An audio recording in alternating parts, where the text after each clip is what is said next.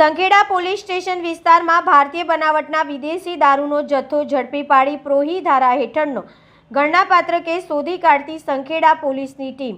Sankheda police સ્ટેશનના police inspector BS Chauhan તથા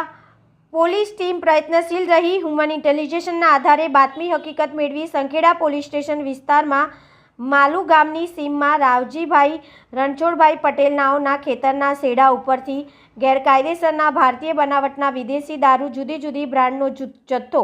કુલ મળીને કિંમત ₹1,13,152નો મુદ્દામાલ તેમજ મોબાઈલ ફોન નંગ 7 મોટર